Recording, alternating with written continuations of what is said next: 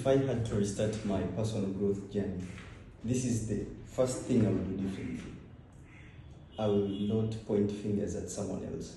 Chochote ambacho kinakutokea ni jukumu lako. Yani, where you point a finger to someone, or anyone you point a finger to, you cast your power to that person.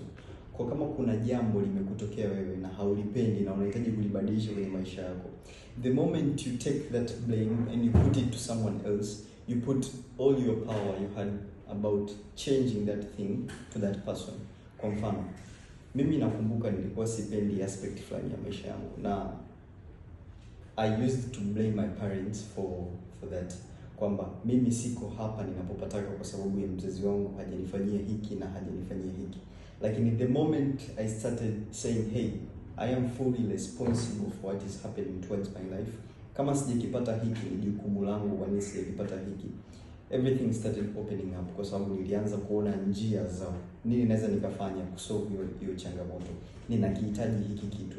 Nini naweza nikakifanya? Nini kipo ndani ya mikono yangu naweza nikakifanya kuchukua hatua kusolve hichi kitu ambacho ninakitaka. Let's say umeibiwa simu, ulikuwa unatembea usiku alafu umeibiwa. Mfano mwingine mzuri ni kwamba ulikuwa unatembea nje usiku na umeibiwa simu. The moment you start blaming the thief, ukianza tu kumlaumu mwizi kwamba yeye ndo ana makosa kwa nini amenibia simu na vitu kama hivyo, yani hapo tayari umeshafeli.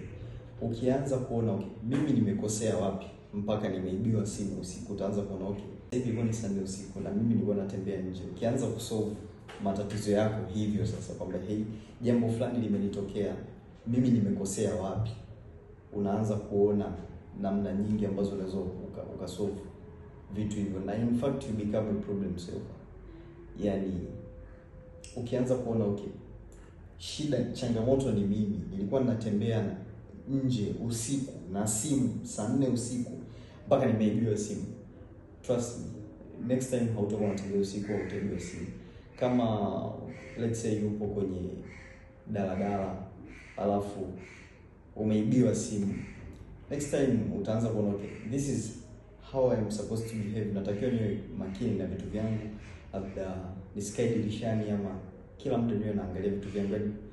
Ukianza kuona vitu inawewe kwamba wapi wewe ndio unakosea.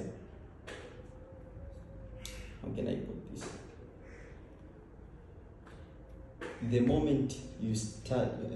moment you stop pointing fingers to someone else, you bring all that power to yourself, and that is where you start changing these things happening.